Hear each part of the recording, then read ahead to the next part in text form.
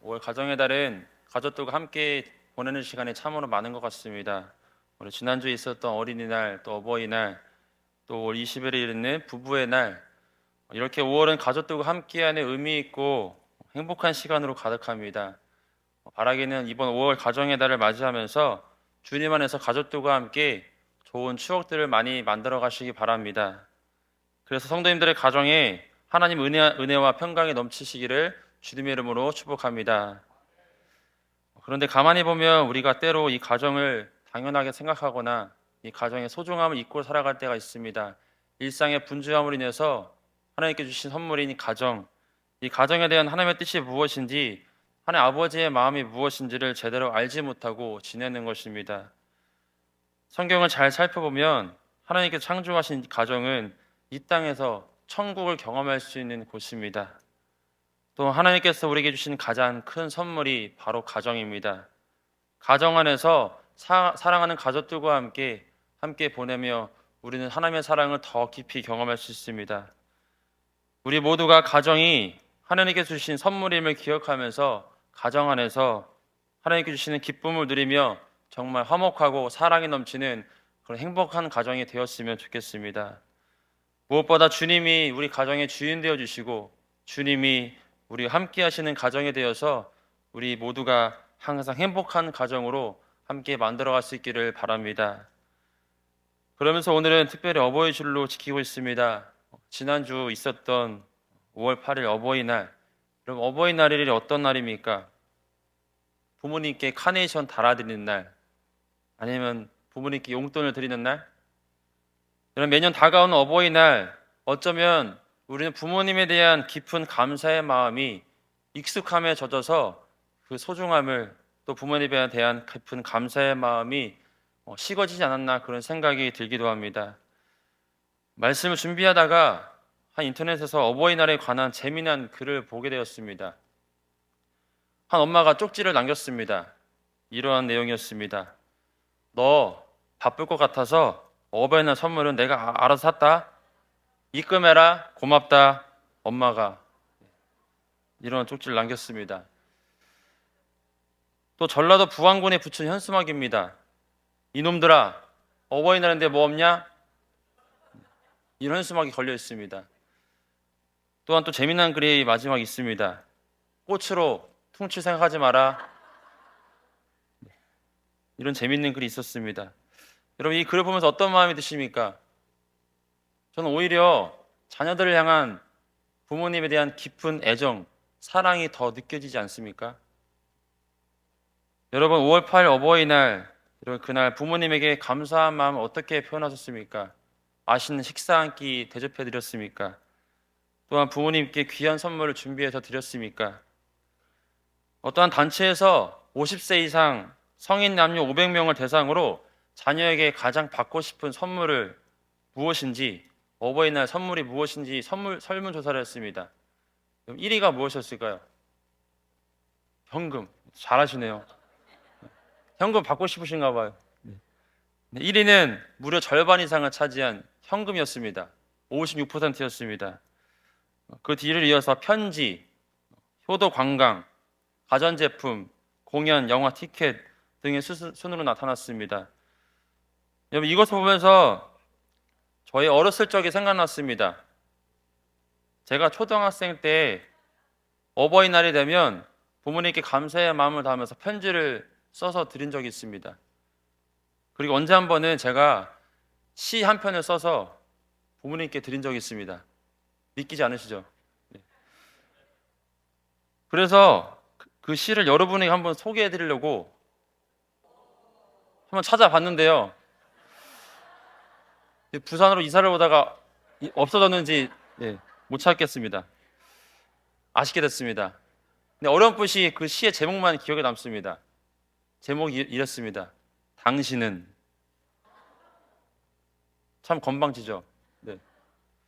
아마도 부모님한테 초등학생 때니까 아마도 순수한 마음에 부모님에 대한 그런 사랑의 마음을 표현하고자 아마 그렇게 썼나 봅니다. 그리고 제가 때로는 어머니가 이 설거지를 하고 있으면 뒤에 가서 안마를 해드리기도 하고 뒤에서 껴안기도 하고 또 힘들게 일을 끝마치고 돌아오시면 마사지도 해드리기도 하고 그랬습니다. 그런데 점점 나이가 들고 고등학생, 대학생 커갈수록 물론 모든 아들들이 다 그렇진 않겠지만 대부분 아들들이 표현을 잘 못하잖아요. 저도 이 사춘기를 지나면서 겉으로 표현하는 것이 참 어려웠습니다. 자연스럽게 어색해졌습니다. 그러면서 이번 어버이날에는 무엇을 해드리면 좋을까 생각하다가 부모님께 제가 무엇을 해드렸을까요? 네, 송금했습니다. 네, 직접 찾아뵙지는 못해서 네, 어머니, 아버지 두 분이 맛있는 식사 한 끼 사시라고 네, 용돈을 보내드렸습니다. 그런데 한편으로는 제가 이렇게 용돈 들었다고 해서 나는 아들의 본분을 다 했다. 그렇게 생각하는 게 아닌가 그런 생각도 듭니다. 이처럼 우리가 부모님에 대해서 너무 당연하게 또 소홀하게 생각하는 것이 아닌가 그런 생각해 보게 됩니다. 어느 날 어떤 부부가 행복하게 이야기를 나누고 있습니다. 아내가 남편에게 물었습니다. 당신 이 세상에서 가장 좋아하는 사람이 누구야? 한번 번호로 매겨봐. 순서대로 한번 번호로 매겨봐. 남편이 대답합니다. 1번은 당신이고 2번은 딸이고 그리고 3번은 당신 같은 예쁜 딸을 낳아주신 장모님이고 4번은 우리 집 강아지 톰이고 5번은 우리 어머니야. 그런데 이 부부의 대화를 밖에서 어머니가 듣고 있었습니다. 다음날 아침 이 남편 어머니가 식탁 위에 메모를 남겨놓고 집을 나가셨습니다. 이런 메모를 남겼습니다. 1번 보아라, 5번 외출한다. 이 이야기는 그냥 웃고 지나갈 수만 없는 이야기인 것 같습니다. 왜냐하면 가정의 자녀들이 부모를 대하는 모습이 어쩌면 이럴 때가 있지 않은가 생각이 들기 때문입니다. 오늘 어버이일 줄로 지킵니다. 우리를 지금까지 변함없는 사랑으로 또 정성으로 보살펴 주신 여전히 지금도 그렇게 우리를 아껴주시는 부모님에 대한 감사의 마음을 전하면서 다시 한번 가족의 소중함을 깨닫는 시간이기도 합니다. 여러분, 우리에게 하나님께서 이 시간 말씀을 통해 깨닫게 하시기를 원하십니다. 부모로서 또 한 가정의 자녀로서 살아가는 우리들에게 하나님께서 오늘 말씀을 통해 주시고자 하는 메시지가 무엇일까요? 우리 함께 읽은 에베소서 말씀은 사도 바울을 통해서 에베소 교회 성도들에게 하시는 말씀입니다. 6장의 말씀은 부모님에 대한 자녀들의 태도, 또 자녀들을 대하는 부모의 태도, 부모님의 마음가짐에 대한 말씀이 기록되어 있습니다. 특별히 오늘 말씀은 자녀들의 태도에 대한 말씀이 기록되어 있습니다. 여러분, 우리가 살아가면서 이것저것을 고르죠. 과일 가게 가면 맛있게 보이는 것, 잘생긴 것, 색깔이 좋은 것을 골라서 과일을 삽니다. 여러분, 그런데 우리가 살아가면서 스스로 선택할 수 없는 것이 있습니다. 그것은 바로 부모입니다. 내게 선택권이 없는 본래적이고 원천적인 관계가 바로 부모와 자녀의 관계입니다. 내 마음대로 바꿀 수 없는 관계입니다. 그래서 우리가 내 부모가 좋다고 해서, 내 부모가 나쁘다고 해서 우리가 쉽게 판단해서는 안 될 것입니다. 이것이 바로 올바른 신앙적 이해입니다. 성경은 우리에게 오늘 가르쳐주고 있습니다. 1절 말씀 이렇게 말씀하고 있습니다. 1절 말씀을 함께 읽겠습니다. 시작. 자녀들아, 주 안에서 너희 부모에게 순종하라. 이것이 옳으니라. 아멘. 여기서 주목하게 되는 단어는 바로 주 안에서입니다. 이 에베소서 말씀에서 이 주라는 단어가 무려 27번이나 나옵니다. 이 주라는 말은 다시 말하면 예수 그리스도를 뜻합니다. 1장 2절에 하나님 우리 아버지와 주 예수 그리스도, 1장 3절에 우리 주 예수 그리스도, 1장 15절에 주 예수 안에서, 3장 11절에 우리 주 그리스도 예수 안에서. 이처럼 주는 예수 그리스도, 예수님을 뜻합니다. 그래서 우리는 예수 그리스도 안에서 부모에게 순종해야 함을 알 수 있습니다. 예수님을 그리스도로 인격적으로 믿고 의식한다면 부모에게 순종하는 것이 옳다는 말씀입니다. 여러분, 여기서 순종하라는 말은 청종적 순종입니다. 이 청종적 순종은 조건 없이 따른다는 것입니다. 부모님께서 우리에게 어떤 말씀하셨을 때 그 듣는 대로 행한다는 의미입니다. 이를 달지 않고 토를 달지 않고 그대로 따르는 것, 그것이 바로 순종하라는 말의 의미입니다. 또한 1절 마지막에 옳으니라 라는 말을 원어로 보면 디카이오스라는 단어인데, 이 말은 하나님의 뜻과 법에 일치하다, 어울린다라는 뜻입니다. 바로 의를 이룬다는 그런 뜻입니다. 다시 말하면 곧 부모를 공경하는 것이 하나님의 뜻을 이룬다는 그런 뜻입니다. 여러분, 더 나아가서 바울이 부모 공경이 의 또는 죄와 관련되는 것을 분명하기 위해서 십계명의 말씀을 인용하고 있습니다. 2절 3절 말씀에 이렇게 기록하고 있습니다. 2절 3절 말씀을 함께 읽겠습니다. 시작. 내 아버지와 어머니를 공경하라. 이것은 약속이 있는 첫 계명이니 이로써 내가 잘되고 땅에서 장수하리라. 아멘. 이 말씀은 출애굽기 20장과 신명기 5장에 있는 십계명의 말씀을 인용한 것입니다. 사도 바울은 자녀가 부모에게 순종하면 땅에서 진정한 복을 누리게 될 것이다 라고 말씀합니다. 바로 잘되고 땅에서 장수할 것이다 라고 말씀합니다. 즉 부모를 공경한다는 것은 하나님께서 그 모든 것들을 기억하셔서 선한 것으로 갚아주신다는 말씀입니다. 여러분, 그래서 주 안에서 부모를 공경하는 것은 결코 손해보는 일이 아닙니다. 하나님은 그러한 자를 보호하셔서 풍성케 하시며 아름다운 열매를 거두게 하시는 것입니다. 여러분, 예수님도 이 땅에 계실 때에 육신의 부모에게 공경하시며 우리에게 삶의 본으로 부모 공경의 모습을 보여주셨습니다. 누가복음 2장 51절에 이렇게 말씀합니다. 예수께서 함께 내려가사 나사렛에 이르러 순종하여 받드시더라. 이 구절은 예수님께서 12살 때에 예수님에 대해 말씀하고 있습니다. 예수님께서 요셉과 마리아와 함께 예루살렘에 올라가시고 그들은 돌아가는 길에 예수님께서 무리 가운데 없음을 하루가 지나서야 알게 됩니다. 그래서 다시 예루살렘으로 돌아가서 예수님을 찾았는데 예수님께서 성전에서 율법 교사들과 토론하며 깊은 지식으로 그들을 놀라게 하고 계셨음을 보게 됩니다. 이 장면을 보고 예수님의 부모와 사람들은 큰 충격을 받습니다. 이때 예수님께서 이렇게 말씀하십니다. 누가복음 2장 49절에 내가 내 아버지 집에 있어야 될 줄을 알지 못하셨나이까.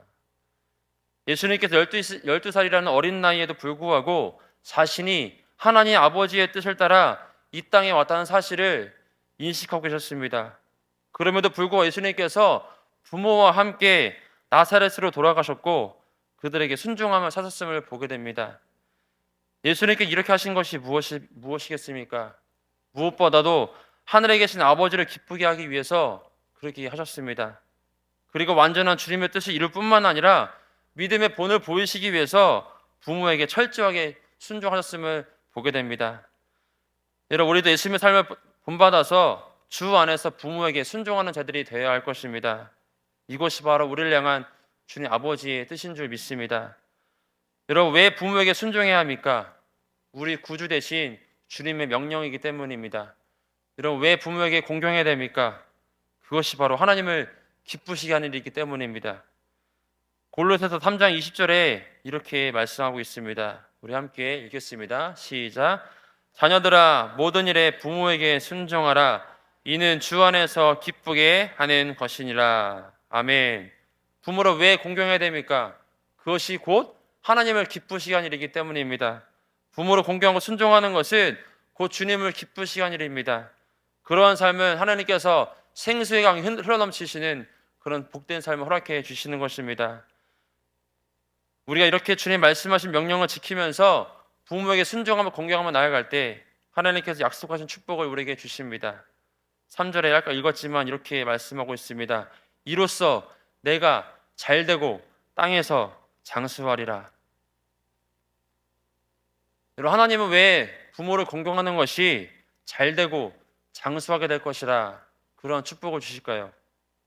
부모 공경하는 것을 통해서 잘되고 장수하게 되는 복을 주신다고 말씀하셨을까요?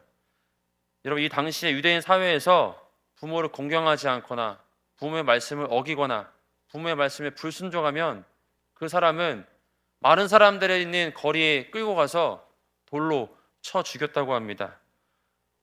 그러니까 하나님께서 이러한 역사적인 배경을 통해서 부모를 공경하는 것은 곧 잘되고 장수하는 그런 복을 받게 되는 비결이다. 그 복을 주시겠다. 그 축복을 허락해 주시겠다라고 약속하시는 겁니다. 하나님께서 부모에게 순종하고 공경하는 자들에게 지금도 동일하게 복을 주십니다. 하나님의 때에 하나님의 방법으로 하나님의 계획하심으로 우리의 삶을 인도해 가십니다. 바로 부모를 공경하는 자들에게, 부모를 순종하는 자들에게 바로 이러한 축복을 주십니다. 그것이 바로 잘되는 축복입니다. 여기서 말하는 잘되는 축복은 내가 돈이 많이 벌거나 내가 높은 자리에 오르거나 내가 다른 사람들 인정받거나 칭찬받거나 내가 많은 명예를 누리거나 하는 것이 아닙니다. 바로 하나님이기 때문에 하나님께서 우리의 삶을 인도해 주시는 것, 그것이 바로 잘되는 축복입니다. 우리 모두가 다 이런 축복을 누리시는 모든 삶이 될 수 있기를 간절히 소망합니다. 하나님께서 당신의 자녀들인 우리가 잘 되기를 원하십니다. 우리가 잘 되는 축복을 누리며 살아가기를 원하십니다.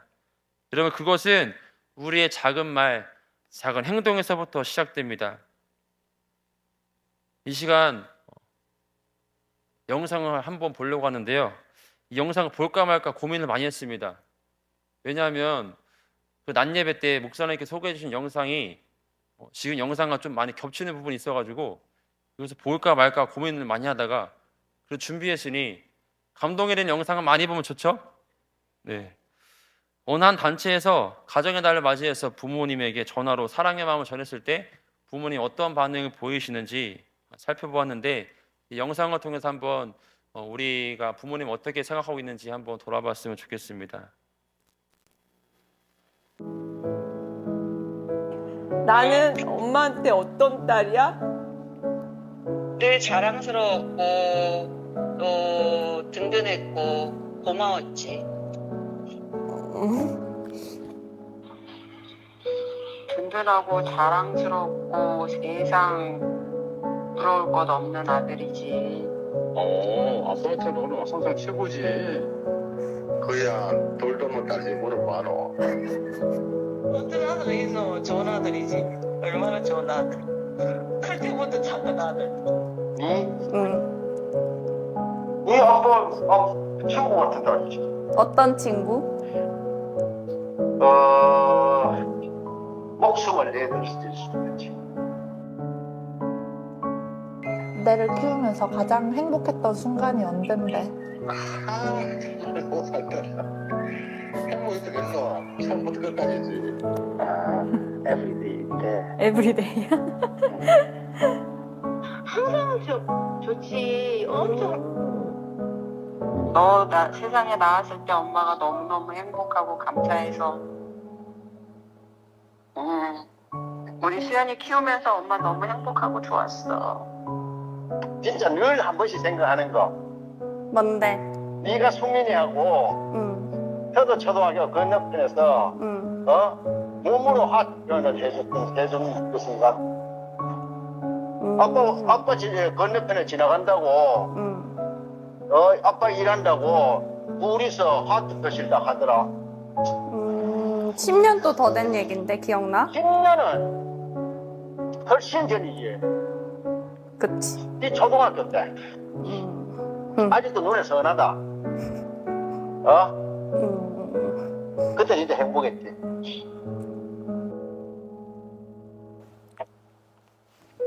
알았어? 아니, 다시 태어나도 내 엄마가 되고 싶어? 당연하지.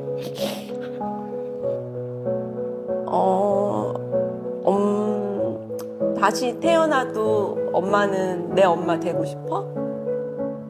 그럼 나는 당연히 되고 싶지.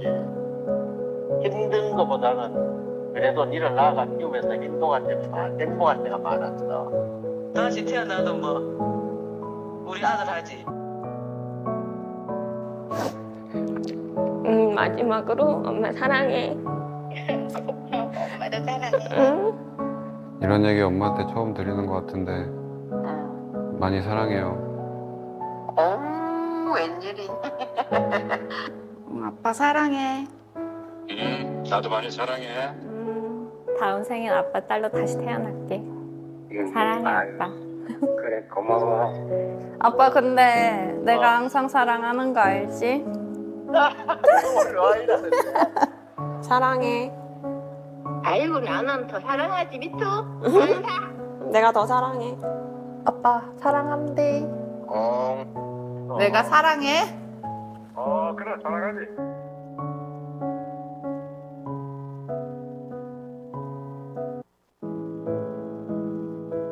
나는 오늘 부모님께 전화 한 통 드리신 게 어떠십니까? 우리의 모습을 한번 돌아보게 됩니다. 얼마나 부모님께 그동안 받아왔던 그 사랑에 대한 그 마음을 표현하며 살아왔는지, 한편 얼마나 부모님에게 소홀했는지, 얼마나 당연하게 여겨왔는지 생각해 보게 됩니다. 이제는 하나님께서 선물로 주신 이 가정, 특별히 부모님에게 사랑합니다 라고 표현할 수 있는 우리가 되었으면 좋겠습니다. 부모님을 공경하며 사랑하는 것, 그것이 바로 주님의 뜻을 이루는 것임을 우리가 기억하면서 늘 부모님께 사랑의 마음을 표현하고 또 부모님께 공경하며 또 부모로 순종할 수 있는 우리가 되었으면 좋겠습니다. 여러분, 가족을 영어로 하면 뭐죠? 패밀리입니다. 어떠한 사람이 이 패밀리라는 단어를 이렇게 표현했더라고요. 참 그럴싸한 것 같아서 소개를 해드리려고 합니다. 패밀리라는 단어를 앞글자를 따서 이렇게 표현했습니다. Father and Mother, I love you. 앞글자를 따서 아빠, 엄마, 사랑해요. 입니다. 이런 그동안 사랑하는 부모님께 또 자녀들에게 사랑한다는 표현을 못 하셨다면 오늘 한번 진심을 담아서 사랑의 마음을 표현해 보시기 바랍니다. 하나님께 주신 선물, 가정을 여러분 아름답게 세워갈 수 있는 귀한 통로로 쓰임받게 되는 우리 모두가 될 수 있기를 바랍니다. 시 한 편을 소개하며 설교를 마무리하려고 합니다. 어머니라는 시입니다. 어머니란 시를 소개하면 이렇습니다. 나에게 티끌 하나 주지 않는 거린들이 내게 손을 내밀면 불쌍하다고 생각했습니다. 그런데도 나에게 전보를 준 어머니가 불쌍하다고 생각해 본 적은 없습니다. 나한테 인사치레 밥 한 번 사준 친구들과 선배들이 고마웠습니다. 답례하고 싶어 불러냅니다. 그런데도 날 위해 밥을 하고 밤늦게까지 기다리는 어머니께 감사하다고 생각해 본 적은 없습니다. 실제로 존재하지도 않는 드라마 속 배우들 가정사에 그들을 대신해 진짜 눈물을 흘렸습니다. 그런데도 일상에 지치고 힘든 어머니를 위해 진심으로 눈물 흘려본 적은 없습니다. 골방에 누워 아픈 어머니 걱정은 제대로 해본 적이 없습니다. 친구와 애인에게는 사소한 잘못 하나에도 미안하다고 사과하고 용서를 구했습니다. 그렇지만 어머니에게 한 잘못은 셀 수 없이 많아도 용서를 구하지 않았습니다. 죄송합니다. 이제야 조금 알게 돼서 죄송합니다. 아직도 전부 알지 못해서 죄송합니다. 여러분, 우리가 부모님을 공경하지 못하는데 어떻게 하나님을 공경한다고 말할 수 있겠습니까? 부모님께 순종하지 못하는데 어떻게 하나님께 순종한다고 말할 수 있겠습니까?